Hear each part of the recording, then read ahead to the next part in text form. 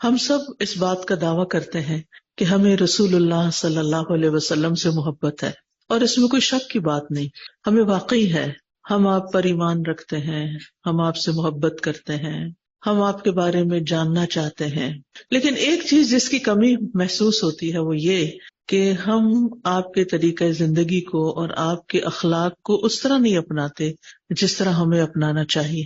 اس کے لیے بہت ضروری ہے کہ ہم بار بار اپنے آپ کی یاد دہانی کراتے رہیں، اپنے آپ کو سناتے رہیں، پڑھتے رہیں، تاکہ ہم وہ کر جائیں زندگی میں جو ہمیں کرنا چاہیے۔ تو آج میں چند باتیں پیارے رسول کے پیارے اخلاق کے بارے میں آپ سے کروں گی۔ اللہ سبحانہ وتعالیٰ سے دعا ہے کہ اللہ تعالیٰ ہمارے اخلاق کو بھی ویسا ہی بنا دے، کیونکہ قیامت کے دن اخلاق سب سے بھاری نیکی ہوگی میزان کے اندر، اور جس کے پلڑے بھاری ہو گئے وہ تو جنت میں چلا جائے گا۔ تو پلڑے بھاری کرنے کے لیے ضروری ہے کہ ہم کیا کریں؟ اپنے اخلاق اچھے کریں۔ اور ایمان بھی اس وقت تک مکمل نہیں ہوتا جب تک اخلاق اچھا نہ ہو۔ رسول اللہ صلی اللہ علیہ وسلم نے فرمایا، تمام مومنوں میں سب سے زیادہ کامل ایمان والے وہ لوگ ہیں جن کے اخلاق اچھے ہوں۔ یعنی لا الہ الا اللہ پڑھ کر ہم سب مسلمان تو ہو جاتے ہیں، اسلام میں داخل ہو جاتے ہیں، لیکن ایمان کامل اس وقت ہوتا ہے جب اخلاق اچھا ہوتا ہے۔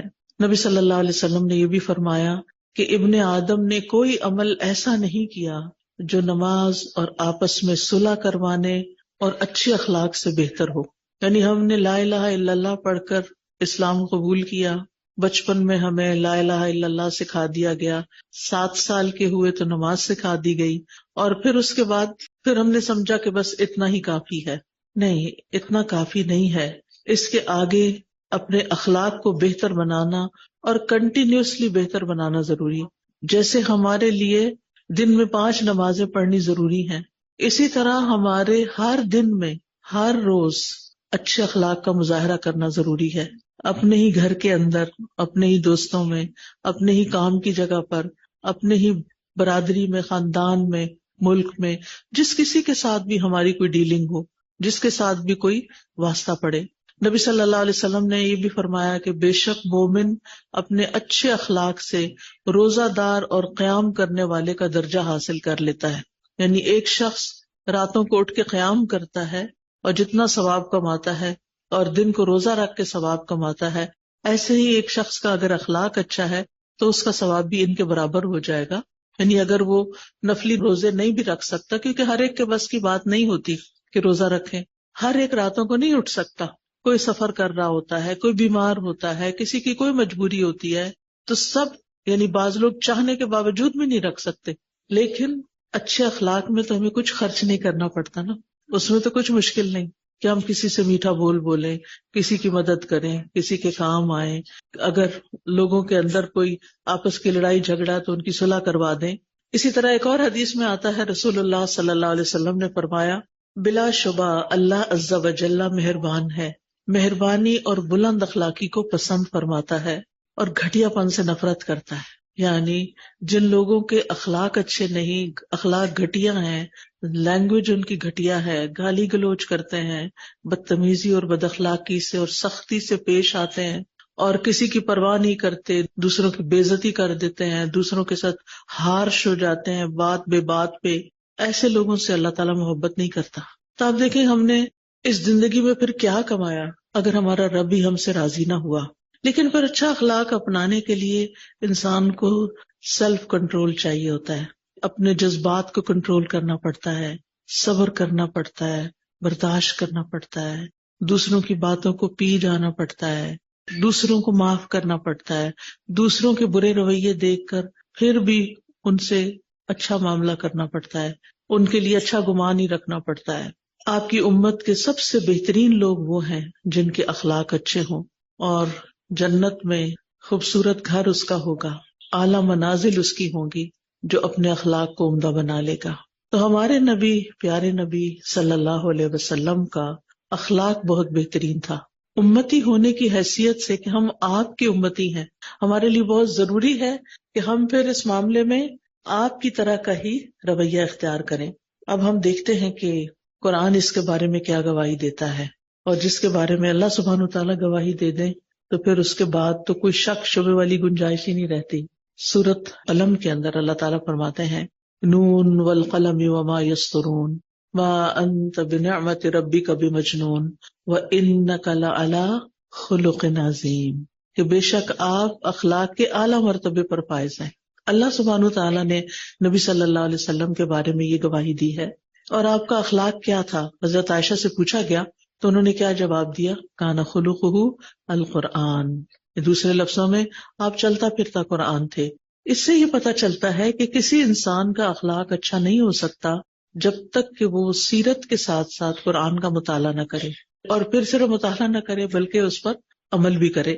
نبی صلی اللہ علیہ وسلم اپنی بعثت کے مقاصد کو واضح کرتے ہوئے ایک جگہ پر فرماتے ہیں انما بعثت لاتمم مکارم الاخلاق۔ نبی صلی اللہ علیہ وسلم کی بعثت کے کئی مقاصد ہیں، مثلاً یہ کہ آپ لوگوں کو قرآن پڑھ کر سنائیں، اس کی تعلیم دیں، حکمت کی تعلیم دیں، لوگوں کا تزکیہ کریں۔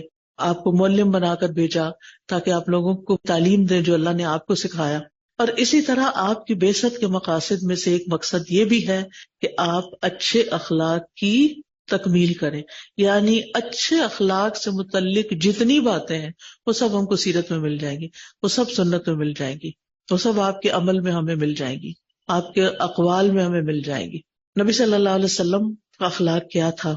آپ بد زبان نہیں تھے اور فحش گو نہیں تھے۔ تو اس سے یہ پتہ چلتا ہے کہ اچھے اخلاق کا تعلق سب سے پہلے تو زبان سے ہے کہ ہم بولتے کیا ہیں۔ آپ بے شک بڑے سخی ہوں، بڑے اچھے ٹیچر ہوں، بڑے اچھے معلم ہوں، بڑے بڑے کارنامے کرتے ہوں، لیکن اگر آپ کی زبان سخت ہے، آپ بولنے میں بدتمیزی کر جاتے ہیں، آپ تکلیف دہ زبان دوسروں کے لیے استعمال کرتے ہیں، نہ بڑے کا ادب، نہ چھوٹے سے پیار، نہ کسی کا لحاظ، نہ شرم، تو پھر آپ دیکھیے کہ اگر کسی کے اندر ایسا رویہ ہے تو وہ کبھی بھی اچھے اخلاق والا نہیں کہلا سکتا۔ اسی طرح فحش گوئی میں بے حیائی کی باتیں اور گالی گلوچ، یہ ساری چیزیں آ جاتی ہیں، تو یہ بھی اچھے اخلاق کے منافی ہیں، کیونکہ کسی بھی مہذب انسان کو یہ زیب نہیں دیتا۔ ایسی بات اگر انسان کو کوئی کرنی پڑے جس کا تعلق شرم و حیا سے ہے تو انسان ڈھکے چھپے الفاظ میں کرے۔ پھر اسی طرح آپ صلی اللہ علیہ وسلم فرمایا کرتے تھے کہ تم میں سب سے بہتر شخص وہ ہے جس کے اخلاق سب سے اچھے ہوں۔ گویا اللہ سبحانہ تعالیٰ کا بھی پسندیدہ وہی ہے جس کے اخلاق اچھے ہیں، اور رسول اللہ صلی اللہ علیہ وسلم کے بھی نزدیک پسندیدہ شخص وہی ہے جس کا اخلاق اچھا ہو۔ آپ کے اخلاق میں جہاں ایک طرف آپ بہت احتیاط سے زبان استعمال کرتے تھے، وہاں آپ بہت باتیں نہیں کرتے تھے، بہت باتونی نہیں تھے۔ بعض اوقات ہم یہ سمجھتے ہیں کہ بہت بولنا اور بولتے چلے جانا اور کچھ نہ کچھ بات گھاڑ لینا اور کہیں نہ کہیں کی کبھی کسی کی غیبت، اور غیبت نہ بھی صحیح تو یعنی کچھ نہ کچھ ہم نے کہنا ضرور ہے، چپ نہیں بیٹھنا۔ زیادہ بولنا اچھے اخلاق کی علامت نہیں ہے۔ نبی صلی اللہ علیہ وسلم کی سنت اور سیرت سے پتہ چلتا ہے کان طویل الصمت قلیل الضحک، کہ آپ زیادہ خاموش رہتے تھے، کم ہنستے تھے، یعنی ہر وقت ہنستے نہیں رہتے تھے، بات پہ ہنسی نہیں۔ زندگی ایک کھیل تماشا نہیں، یہ ایک سنجیدہ معاملہ ہے، اور اگر ہر وقت ہم ہنسی رہے ہیں اور کہکے لگا رہے ہیں اور یہی کچھ کر رہے ہیں تو اس کا مطلب ہے کہ ہم اپنے انجام اور اپنے مقصد زندگی سے غافل ہیں، کیونکہ یہ ہمارا کرائیٹیریا ہے نا، یہ ہم نے معیار بنا لیا کہ یہ اچھا اخلاق ہے، اس لیے راہ چلتے پہ کمنٹس کرنا، کسی نہ کسی پہ کوئی جگت بازی کرنا، کسی کو کچھ کہہ دینا، کسی کو کچھ کہہ دینا، اور بولنا بولنا بولنا، چاہے کوئی تھکا ہوا ہے، چاہے کوئی جواب دے رہا ہے یا نہیں دے رہا، کیونکہ ہم اچھے اخلاق کا مظاہر۔ یہ آپ نے خود اپنی اچھے اخلاق کی ڈیفینیشن بنائی ہے، یہ نبی صلی اللہ علیہ وسلم کی سیرت نہیں ہے۔ پھر اسی طرح آپ صلی اللہ علیہ وسلم ٹھہر ٹھہر کے گفتگو کرتے تھے، یعنی بہت تیز گفتگو نہیں کرنی چاہیے۔ کیوں؟ اس لیے کہ اس سے دوسرے کو تکلیف ہوتی ہے بات سمجھنے میں۔ پھر اسی طرح سچ بولنا، مذاق میں بھی حق بات کہنا۔ ابو ہریرہ کہتے ہیں کہ رسول اللہ صلی اللہ علیہ وسلم نے فرمایا میں تو ہمیشہ حق بات ہی کہتا ہوں۔ کسی صحابی نے عرض کیا آپ تو ہمارے ساتھ ہنسی مذاق بھی کرتے ہیں؟ آپ نے فرمایا میں ہنسی مذاق میں بھی حق بات ہی کہتا ہوں۔ اچھا، اب یہاں اس حدیث میں ہم نے پڑھ لیا کہ آپ ہنسی مذاق بھی کرتے تھے، لیکن کیا ہر وقت کرتے تھے؟ کیا ہر روز کرتے تھے؟ کیا یہی کچھ کرتے رہتے تھے؟ نہیں۔ آپ صلی اللہ علیہ وسلم کی اگر پوری سیرت کو کھنگال ڈالے تو چند واقعات ملیں گے آپ کو جو ہنسی مذاق سے متعلق ہوں۔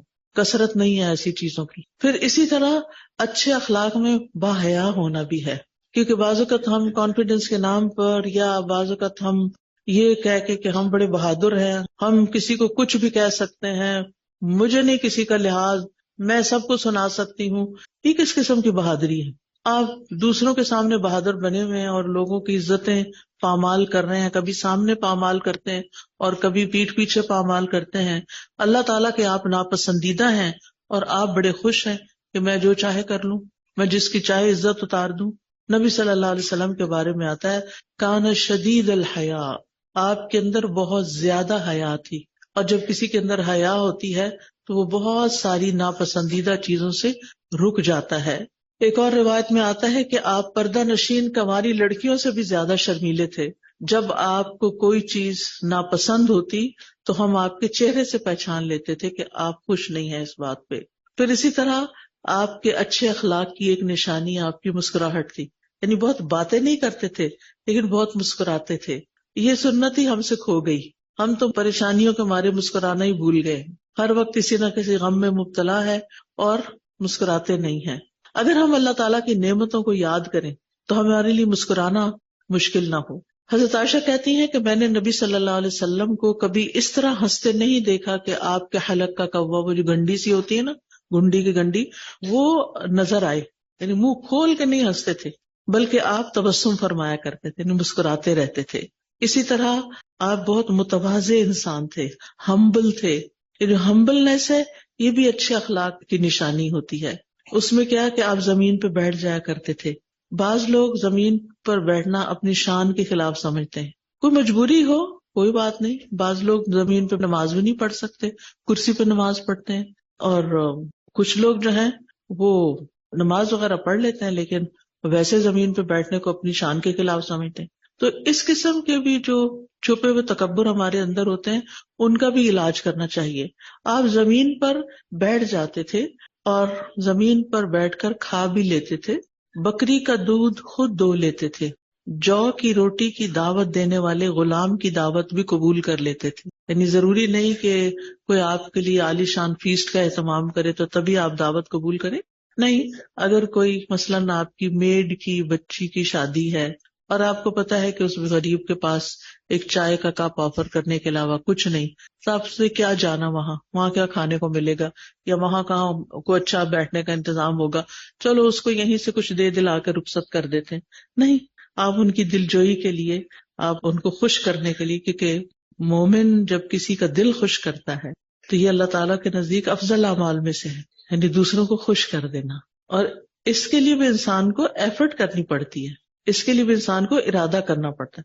اور جب انسان بار بار کرتا ہے نا تو پھر آٹومیٹیکلی یہ کام ہونے بھی لگتے ہیں. تو آپ سوچا کریں کہ کس کس چیز سے کس کو میں خوش کر سکتا ہوں، اور اس کے لیے آپ کو انسانوں کے اندر دلچسپی لینی پڑے گی کہ آپ ان کے مزاج سمجھیں. اپنے آپ سے پوچھئے، کیا میں جانتی ہوں کہ میرے والد کس کام یا کس بات سے خوش ہوتے ہیں؟ اگر نہیں پتا نا تو پھر اس کا مطلب ہے ہمارا تعلق اپنے والد سے ٹھیک نہیں ہے. اس پہ سوچئے. پھر اسی طرح جو خواتین شادی شدہ ہیں وہ سوچیں میرے شوہر کس بات پہ خوش ہوتے ہیں، کیا مجھے پتا ہے کہ وہ کس بات سے خوش ہوں گے؟ پھر اسی طرح میری ماں کس بات سے خوش ہوتی ہیں، میرے بچے کس بات سے خوش ہوتے ہیں، اور پھر اسی طرح کن باتوں سے وہ خوش نہیں ہوتے یہ بھی پتا ہونا چاہیے، معلوم ہونا چاہیے. جن لوگوں کے بیچ میں ہم رہتے ہیں ان کا کیا حال حوال ہے، وہ کس بات سے خوش ہوں گے، اور پھر ان کاموں کو کرنے کی کوشش کریں. اگر آپ کے والدین فوت ہو چکے ہیں، آپ کے پیارے فوت ہو چکے ہیں، تو آپ ان کے لیے ان چیزوں کا صدقہ کریں جن کا صدقہ کرنا وہ اپنی زندگی میں پسند کرتے تھے. اچھا، ہمارے ہاں کچھ بدعات بھی رائج ہو گئی ہیں، جمعرات فلاں فلاں دن، لیکن اس میں نے دیکھا کہ کچھ چیزیں ایسی بھی تھیں کہ جو لوگ ان کا خیال بھی رکھتے تھے اپنے بڑوں کا. اور ان میں سے ایک یہ مجھے یاد ہے، بہت پہلے ایک دفعہ کسی ایسی جگہ پر میں تھی تو انہوں نے کہا کہ ہمارے دادا کو پتہ نہیں کیا پسند تھا تو آج ہم وہی پکا کے بانٹ رہے ہیں. تو میں نے سوچا کہ اس تکلف کی کیا ضرورت ہے، لیکن بڑے ہو کر بعد میں مجھے سمجھ آئی کہ یہ بھی ایک کسی کو خوش کرنے کا طریقہ ہی ہے نا، کہ آپ ایک اچھی چیز کسی کو کھلائیں. غریبوں کے لیے ہم نے وہی دیگ کے چاول رکھے ہوئے ہیں یا بریانی رکھی ہوئی ہے کہ بس وہی بانٹنے، یعنی جب صدقہ کرنے کا نام لیتے ہیں نا، کھانا کھلانے کا نام، تو مخصوص جگہ ہیں وہاں پیسے دے دو، وہ دے خود ہی پکائیں گے، خود ہی جا کے کچی بسی مارنا، ہمارا صدقہ ہو جائے گا. خود تو ہم اس میں سے کچھ بھی نہیں کھاتے، اور صدقہ کرنے کے لیے ہم نے ایسی چیزیں رکھی ہوئی ہیں، نہ ان کی ہائیجین کا خیال، نہ ان کی کوالٹی کا کوئی خیال، کیونکہ غریبوں نے کھانا ہے نا، غریبوں کا تو شاید دل ہی کوئی نہیں ہے. تو بات یہ ہو رہی تھی کہ نبی صلی اللہ علیہ وسلم جو تھے، اگر کوئی جو کی روٹی کی دعوت دیتا تھا تو اس کو بھی قبول کر لیتے تھے. بعض اوقات یہ ہوتا ہے نا کہ کچھ لوگ خاندان میں غریب ہوتے ہیں، وہ ملنے آتے ہیں، وہ اپنے گاؤں کی کوئی سوغات لے آتے ہیں.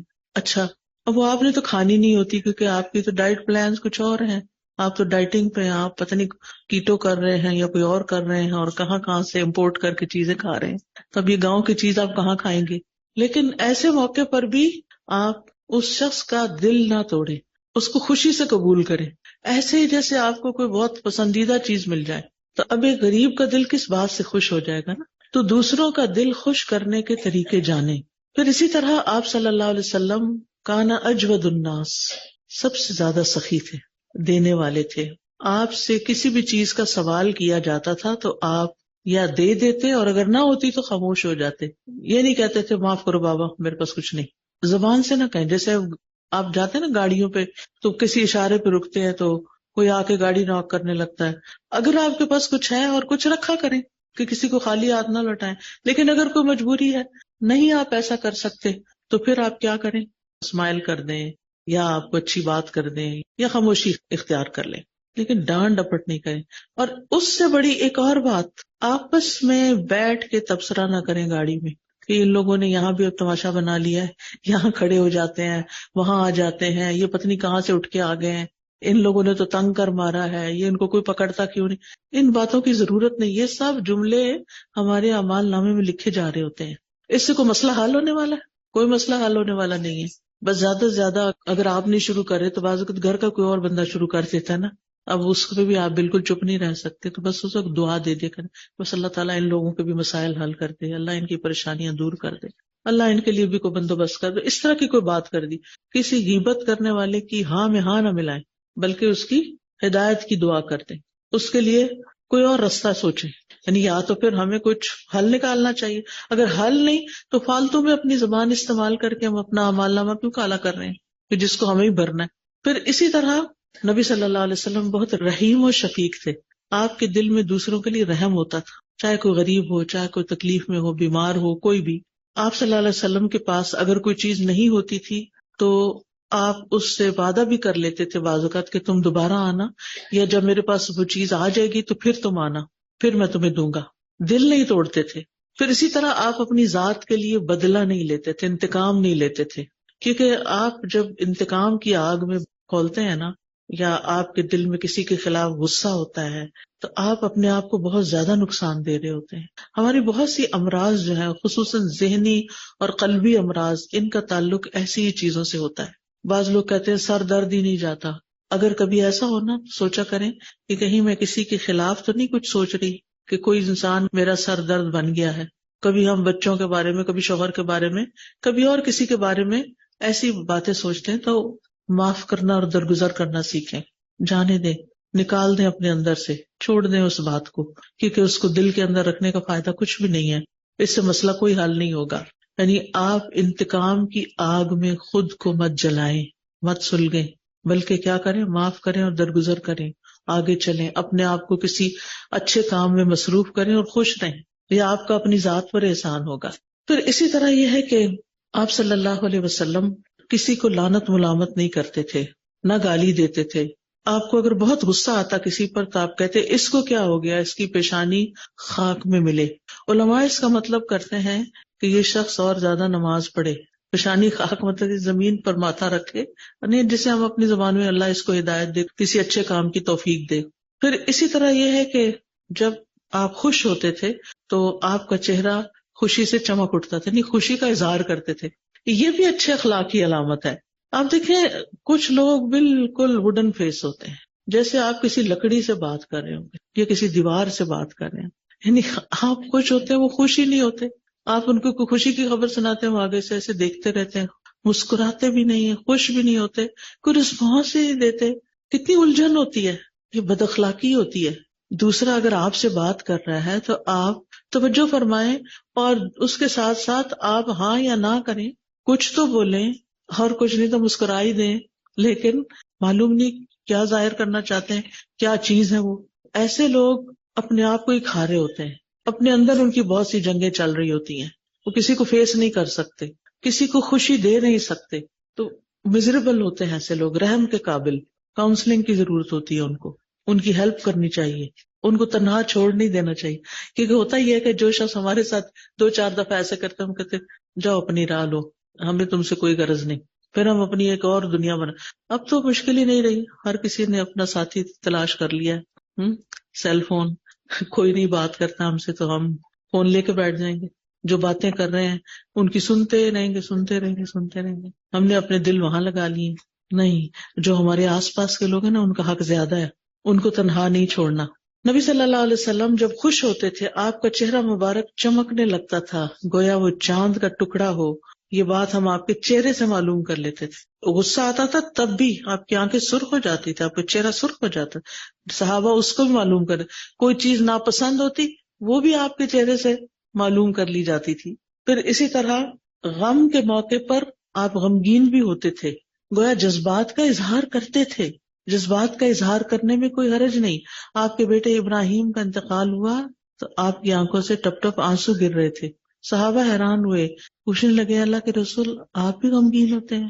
آپ نے فرمایا ہاں، لیکن آنکھوں سے آنسو جاری ہیں، دل غم سے نڈھال ہے، مگر زبان سے ہم وہی کہیں گے جو ہمارے رب کو پسند ہے۔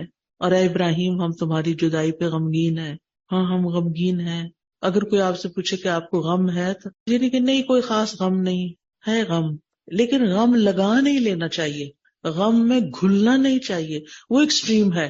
لیکن کسی کی وفات پر غمگین ہونا، رو دینا کوئی بری بات نہیں ہے۔ بچہ بیمار ہے، ماں کے آنسو نکل آئے، بچہ تنگ کر رہا ہے، خوشی کے موقع پہ خوش ہونا، ناپسندیدگی کا اظہار کرنا، زبان سے نہیں چہرے سے۔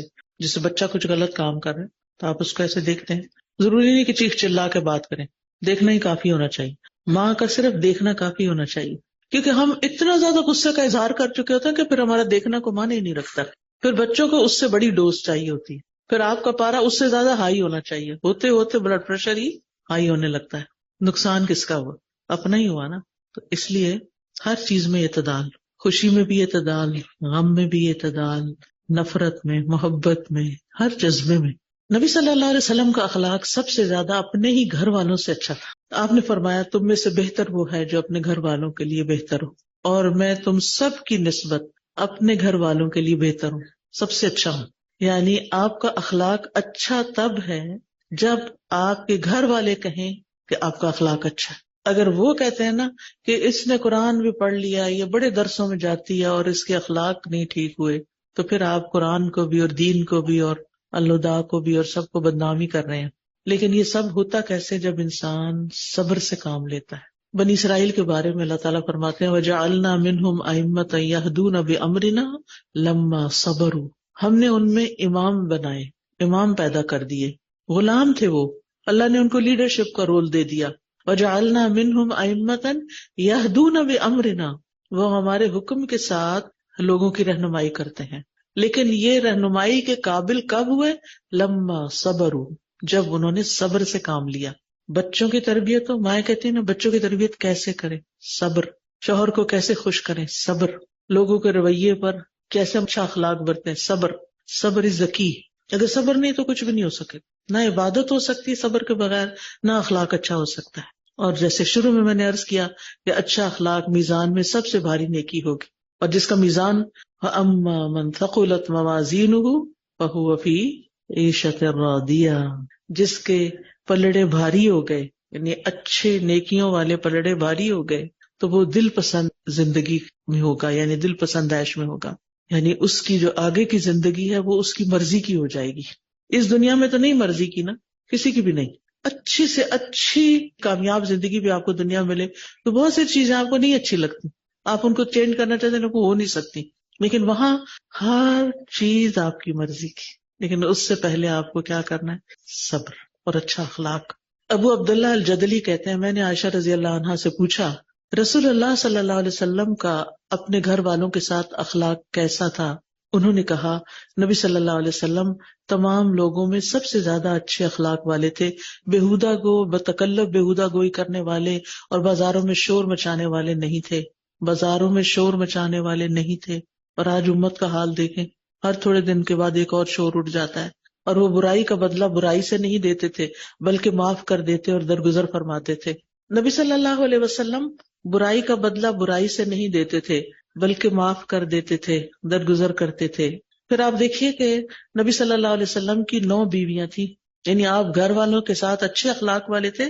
تو آج ایک گھر میں ایک میاں بیوی جو ہوتے ہیں ان کی آپس نہیں بنتی، ان کے پاس ٹائم نہیں ہے ایک دوسرے کے لیے، لیکن حدیث میں آتا ہے کہ آپ کی 9 بیویاں تھیں، جب آپ ان کے درمیان باری مقرر فرماتے تو ہر عورت کے پاس 9ویں دن تشریف لاتے، اور وہ سب ہر رات اس گھر میں جمع ہوتی جہاں آپ نے تشریف لانا ہوتا، یعنی ساری ازواج ایک گھر میں جمع ہو جاتی تھی۔ تو اگرچہ ان کے درمیان بھی کچھ نہ کچھ بعض اوقات ہو جاتا تھا، لیکن اس کے باوجود بھی اتنے اتفاق سے رہتی تھی۔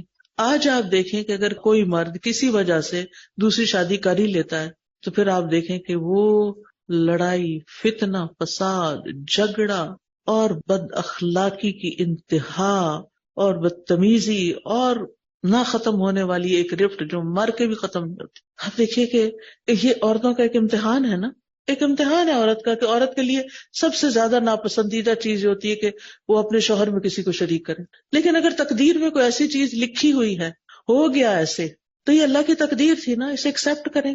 آپ کا رزق کوئی اور تو نہیں لے سکتا، آپ کے حصے میں تو اتنا۔ یہ بھی ضروری نہیں کہ آپ کا شوہر اگر دوسری شادی نہیں کرتا اور صرف آپ ہی سے شادی ہوتی اس کی تو پھر بھی وہ آپ کو سارا وقت آپ ہی کو دیتا، وہ پھر بھی نہ دیتا۔ پھر اسی طرح آپ سمجھتے ہیں کہ آپ کے بچوں کا مستقبل کیا ہوگا اگر بچے اور ہو، اللہ راضی کا سب کا۔ تو بعض اوقات ایسے مسائل گھروں میں پیدا ہوتے ہیں، ان سے خواتین اپنی زندگیاں حرام کر لیتی ایک لامتناہی ضد لے کر۔ تو ایسی چیزوں میں بھی انسان کو لیٹ گو کرنا چاہیے، درگزر سے کام لینا چاہیے، اور ازواج مطہرات کے اس اسوہ حسنہ سے بھی سبق سیکھنا چاہیے۔ نبی صلی اللہ علیہ وسلم جب سفر کا ارادہ کرتے بیویوں کے درمیان قرہ اندازی کرتے، جس کے نام قرہ نکل آتا اس کو اپنے ساتھ لے جاتے، ہر بیوی کے پاس ایک دن رات رہتے، مگر حضرت سودا نے اپنی باری کے دن حضرت عائشہ رضی اللہ تعالیٰ عنہ کو دے دیے تھے، اس غرض سے کہ وہ رسول اللہ صلی اللہ علیہ وسلم کو خوش کرنا چاہتی تھی، یعنی نبی صلی اللہ علیہ وسلم کی خوشی کے لیے اپنا دن بھی قربان کر دیا۔ اور حضرت عائشہ کو حضرت سودا سے اتنی محبت تھی کہ وہ کہتی تھی کاش میں ان کے جسم کا ایک حصہ ہوتی، اتنی محبت کرتی تھی ان سے، حالانکہ ان کی سوکن تھی، ان کے بھی دل تھے نا۔ تو انسان جب کسی چیز کے لیے ایک ارادہ کر لیتا ہے اللہ تعالیٰ اس کو آسان کر دیتا ہے۔ پھر اسی طرح نبی صلی اللہ علیہ وسلم صرف ازواج کے ساتھ نہیں بچوں کے ساتھ بھی بہت اچھا معاملہ کرتے تھے۔ انس بن مالک کہتے ہیں کہ میں نے رسول اللہ صلی اللہ علیہ وسلم سے بڑھ کر کسی کو بچوں پر شفقت کرتے ہوئے نہیں دیکھا۔ بچوں کو محبت چاہیے ہوتی ہے، بچوں کو کیئر چاہیے، ان کو پیار چاہیے، ان کو آپ کی اٹینشن چاہیے۔ آپ کو پتہ ہے وہ بہت سی شرارتیں صرف اس لیے کر رہے ہوتے ہیں کہ ماں کی توجہ لینی ہے انہوں نے، کہ ماں اٹھا لے، ماں گلے لگا لے، ماں گود لے لے، اور ماں کو یہ بات ہی نہیں سمجھ آتی۔ یعنی 2 منٹ کی بات ہوتی ہے، صرف بچہ اگر بھاگا آئے نا تو اس کو ایسے کرنے کے بجائے اس کو ایسے کریں، آ جاؤ، آپ مٹر چھیل رہی ہیں، آپ پیاز کاٹ رہی ہیں، آپ کچھ پیچھے ہٹو میں یہ کام کر رہی ہوں، کوئی بات نہیں، کام تو کسی وقت آپ کے ختم ہونے ہی نہیں ہے، تو بچے کس وقت آپ کے پاس آئیں، تھوڑی دیر کے لیے چھری رکھ لیں، اچھا آؤ میرا بچہ بیٹھو، اچھا پھر اٹھ کے وہ بھاگ جائے گا، بات ختم۔ لیکن ہمیں دلداری کرنا نہیں آتی، محبت دینی نہیں آتی، دل جیتنا نہیں آتا۔ نبی صلی اللہ علیہ وسلم سے سیکھیں۔ نبی صلی اللہ علیہ وسلم کے اپنے بچے تو حضرت خدیجہ سے ہوئے تھے، اور حضرت خدیجہ پھر فوت بھی ہو گئی تھی اور اپنے بچے بڑے ہو گئے، اس کے بعد ہی نبوت کا سلسلہ شروع ہوا، صرف یہ کہ حضرت فاطمہ چھوٹی تھی عمر میں۔ بہرحال آپ کی زوجہ محترمہ حضرت ام سلمہ کے بچے تھے، اور وہ ان کے ساتھ آپ کے گھر بھی آ گئے تھے، یعنی حضرت ام سلمہ کے ساتھ آئے تھے۔ ان میں سب سے چھوٹی بچی حضرت زینب تھی، زینب بنت ام سلمہ جو تھی۔ تو نبی صلی اللہ علیہ وسلم جب ان کی باری ہوتی ان کے پاس جاتے تو آپ اس بچی سے کھیلتے اور اس کو زوینب زوینب کہہ کے پکارتے۔ پھر اسی طرح بچوں کو پیار سے قریب کرتے، ان کے جسم پہ ہاتھ پھیرتے۔ جابر کہتے ہیں میں نے رسول اللہ صلی اللہ علیہ وسلم کے ساتھ نماز پڑھی، جابر بن عبداللہ نہیں، جابر بن سمرہ ہے۔ پھر آپ اپنے گھر جانے کو نکلے، میں بھی آپ کے ساتھ ہی نکلا، یعنی مسجد سے گھر جا رہے تھے، سامنے سے کچھ بچے آ گئے، آپ نے ہر بچے کے رخسار پہ ہاتھ پھیرا، یعنی گال کو ٹیپ کیا، میرے رخسار پر بھی ہاتھ پھیرا، میں نے آپ کے ہاتھ میں وہ ٹھنڈک اور خوشبو پائی جیسے آپ کا ہاتھ خوشبو ساز کے ڈبے سے نکلا ہو. یعنی اتنے صاف ستھرے اور نیٹ اینڈ کلین ہوتے. آج ہم صاف رہنا ہی بھول گئے. پھر اسی طرح بچوں کے جذبات کا خیال رکھتے تھے. بشر بن اقربہ کہتے ہیں میرے والد نبی صلی اللہ علیہ وسلم کے ساتھ ایک غزوے میں شہید ہو گئے تو نبی صلی اللہ علیہ وسلم میرے پاس سے گزرے اور میں رو رہا تھا. سر یتیم ہو گیا تھا بچہ. آپ نے مجھ سے فرمایا چپ ہو جاؤ, کیا تم اس پر راضی نہیں کہ میں تمہارا والد ہوں اور عائشہ تمہاری امی ہوں. یعنی اس کا دل رکھا, یعنی تم اپنے آپ کو تنہا محسوس نہ کرو. اسی طرح اپنے ساتھیوں کو بھی خیال رکھتے تھے. ساتھیوں سے ملاقات کے لیے خود چلے جاتے تھے. ہم جو سو کالڈ بڑے لوگ بن جاتے ہیں پھر وہ اپنے رشتوں کو بھول جاتے ہیں, اپنے ماضی کو بھول جاتے ہیں. مال زیادہ ہو جائے, علم زیادہ ہو جائے, کوئی رتبہ, کوئی عہدہ, کوئی منصب زیادہ ہو جائے کسی بھی وجہ سے, تو ہم اس کو آر سمجھتے ہیں. وہ ملنے آئے, ہم کیسے جائیں؟ رسول اللہ صلی اللہ علیہ وسلم انصار کے لوگوں کو ملنے جاتے, ان کے بچوں کو خود سلام کرتے, ان کے سروں پہ ہاتھ پھیرتے اور ان کے لیے دعا کرتے تھے. سوچیں کب لاسٹ ٹائم آپ نے یہ کام کیا؟ کسی اور کا بچہ, اپنا نہیں, کسی اور کا بچہ. یہ بھی سنت ہے, اس کو بھی سنت سمجھ کے کریں. ہم تو اپنوں کو بھی نہیں کرتے, ہم دوسروں کی میں بات کر رہی ہوں, ہم تو اپنے بچوں کے لیے بھی نہیں کرتے. اب جیسے آپ گھر جائیں گے, جا کے سلام کریں, گلے لگائیں, ماما آپ کہاں چلی گئی تھی, آپ ان کو بتائیں میں کہاں گئی تھی, وہاں کیا ہو رہا تھا.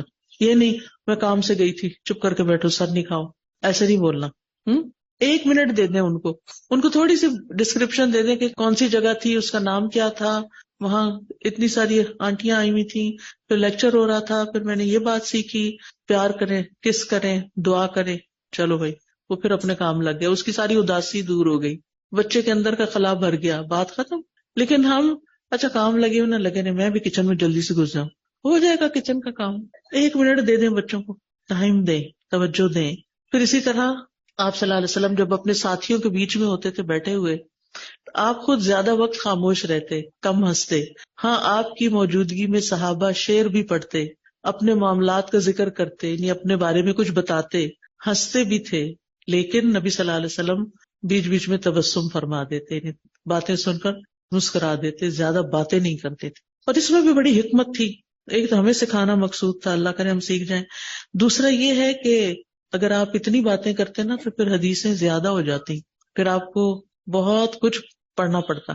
یعنی آپ کی جو سیرت ہے اس میں باتوں کا پورشن بہت کم ہے جو حدیث کی شکل ہمارے پاس آئے. قولی, فعلی اور تقریری, یعنی قولی حدیثیں بہت کم ہیں, فعلی اور پھر تقریری زیادہ ہیں کہ آپ کی پریزنس میں جو کام ہوا آپ نے اس کو اپروو یا ڈس اپروو کیا. پھر اسی طرح آپ اپنے ساتھیوں کی اپنی جان سے زیادہ ان کی فکر کرتے تھے, ان سے اچھے اخلاق سے پیش آتے. جریر بن عبداللہ کہتے ہیں جب سے میں اسلام لایا تو رسول اللہ صلی اللہ علیہ وسلم نے مجھے گھر کے اندر آنے سے نہیں روکا. جب بھی میں نے اجازت مانگی اور جب بھی آپ مجھے دیکھتے تو ضرور مسکراتے, یعنی ان کو آپ کی یہی بات یاد رہی. پھر اسی طرح لوگوں کے ساتھ, عام لوگوں, کمزور لوگوں کے ساتھ اچھا برتاؤ, ان کی حاجات پوری کرنا. لوگوں کی آپ تک رسائی بہت آسان تھی, بہترین انداز میں اصلاح کرتے تھے, ان کے ساتھ احسان کا معاملہ کرتے. جنگ حنین کے موقع پر کسی شخص کا پاؤں آپ کے پاؤں پر آ گیا, اس نے بھاری جوتی پہنی ہوئی تھی, آپ کو تکلیف ہوئی, انسٹنٹلی آپ کے ہاتھ میں کوڑا تو کچوکا لگا دیا. بالکل یہی انسٹنٹ ریئیکشن ہوتا ہے, کوئی ہمارے اوپر آ رہا تو ہم اس کو پیچھے دھکیلتے ہیں.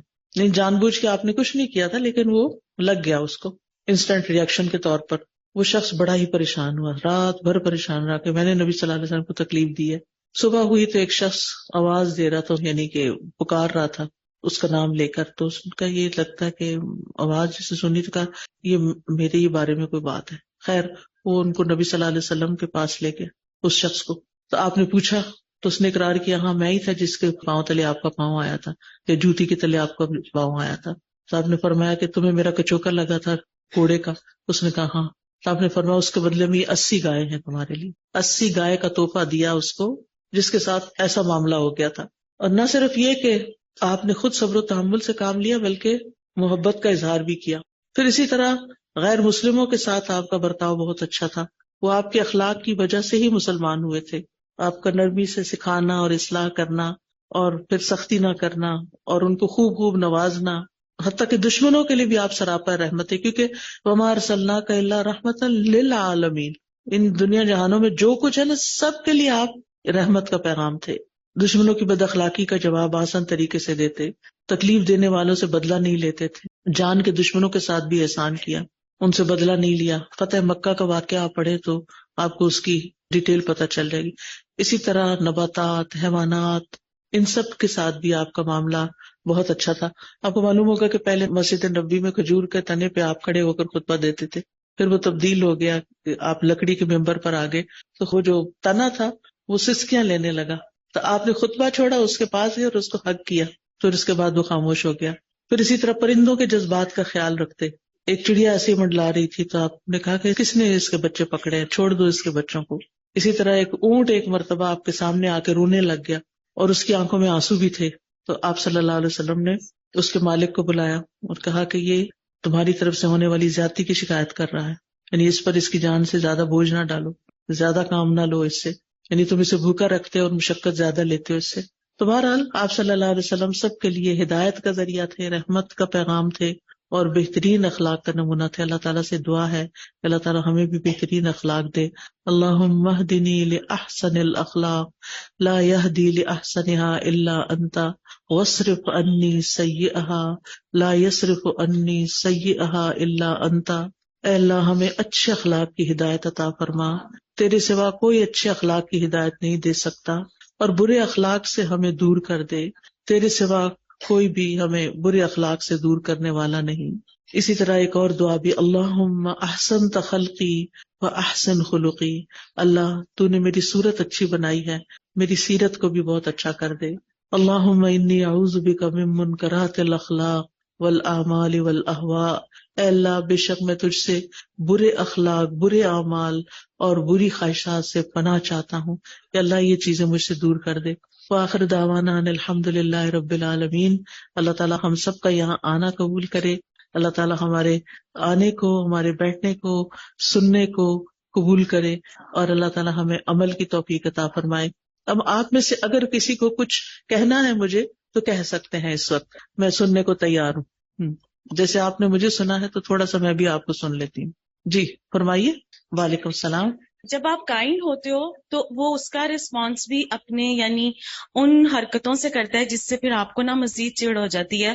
مطلب میں سمجھ گئی آپ کی بات یہ ہے کہ اگر کوئی انسان اس طرح ریئیکٹ کرتا ہے کہ آپ اچھا کرتے وہ برا کرتا ہے، تو آپ ضرور ریزن معلوم کریں، وجہ معلوم کریں۔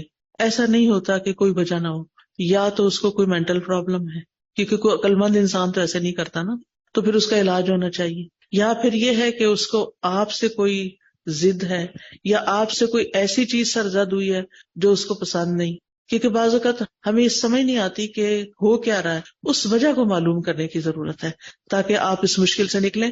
اللہ تعالیٰ سے دعا کریں، اللہ تعالیٰ آپ کو دکھائے۔ ایک بچی نے مجھ سے شکایت کی کہ اس کے شوہر اس کے پاس نہیں آتے، وہ الگ کمرے میں سوتے ہیں۔ اس کو کئی چیزیں سمجھائی، مجھے سمجھ نہ آئی۔ ایک دفعہ اس بچی سے میری ملاقات ہو گئی، اس کے اندر سے اتنی اسمیل آ رہی تھی کہ دور سے ہی میرا دل گھبرا رہا تھا۔ میں نے کہا یہ تھی اصل وجہ، اور یہ مجھے کیا کہانیاں سناتی رہی کہ میرے میاں ایسے ہیں، ویسے ہیں، کیسے ہیں۔ بعض اوقات ہم ساری خامیاں دوسروں میں تلاش کرتے ہیں، لیکن وہ وجہ جاننے کی ضرورت ہوتی ہے۔ ٹھیک ہے، اور کوئی کہنا چاہے کچھ؟ جی۔ میں یہ اپنے کینیڈا سے آئی، تو میں آپ بس سے آپ سے ہاتھ ملانا چاہتی ہوں اور آپ کو ہاتھ کرنا چاہتی ہوں، اور جیسے آپ دیکھیے، میں آپ کی محبت کی قدر کرتی ہوں، میں آپ کے لیے دعا کرتی ہوں کہ آپ اللہ کی خاطر جو محبت مجھ سے کرتی ہیں، اللہ تعالیٰ آپ کو اس کا بہترین بدلہ عطا فرمائے۔ لیکن میں انتہائی عاجزی کے ساتھ معذرت خواہ ہوں کہ میرے لیے مشکل ہو جاتا ہے، کیونکہ اب آپ دیکھیں نا کتنا کراؤڈ ہے۔ اگر میں نے آپ سے ہاتھ ملایا نا، 4 اور لوگ بھی ہوں گے، 4 نہیں بلکہ زیادہ ہی ہوں گے، وہ بھی چاہیں گے۔ کتنے لوگ چاہتے ہیں ہاتھ ملانا؟ اور اگر میں نے ان سے ہاتھ ملانا شروع کر دیا تو نماز سب کی جائے گی، تو میں نے کیا نیکی کمائی؟ ٹھیک ہے نا۔ السلام علیکم، میرا سوال یہ ہے، میرے بچے ینگ ہیں۔ اچھا جی۔ اب مطلب پہلے سے ان کی تربیت تو اچھی کرنے کی کوشش کی، بھرپور اصولوں پہ تو نہیں، لیکن جو اخلاقیات، جو اصول عام زندگی میں مروج ہے وہ بہتر طریقے سے، اخلاق کے پوائنٹ آف ویو سے سب کچھ۔ لیکن اب جیسے میں چاہتی ہوں میرے بچے نماز پڑھیں اور ڈیلی قرآن پاک چاہے 3 آیات ہی پڑھیں لیکن ضرور پڑھیں، جی۔ تو ہم اپنے بچوں کی کیسے تربیت؟ مجھے جس چیز نے بہت فائدہ دیا ہے نا، میں نے ان کو یہ نہیں کہا نماز پڑھو، میں نے ان کو یہ نہیں کہا قرآن پڑھو، میں نے ان کو کہا آئے نماز پڑھتے ہیں، ہم اکٹھے پڑھیں گے، آئیں ہم کٹھے بیٹھ کے قرآن پڑھتے ہیں، اور روزانہ ان کے ساتھ، اپنے بیٹے کے ساتھ خاص طور کیونکہ بیٹیاں جو تھی الہدا میں ساتھ پڑھ گئی تو آسانی ہوگی، بیٹے کے لیے کوئی جگہ نہیں تھی، تو پھر میں اس کو روز لے کے بیٹھتی تھی، اور ہم نے ایک پیج رکھا ہوا تھا کہ اس کی عربی پڑھیں گے اور ترجمہ پڑھیں گے، اور اس میں سے کوئی اچھی سی بات لیں گے. اس میں وقت لگا لیکن اس کا فائدہ بہت ہوا. ٹھیک ہے، جلدی نہیں، دعا بھی کریں اور ساتھ ساتھ کوشش جاری رکھیں. اب میں آپ سے اجازت چاہتی ہوں. السلام علیکم ورحمۃ اللہ وبرکاتہ.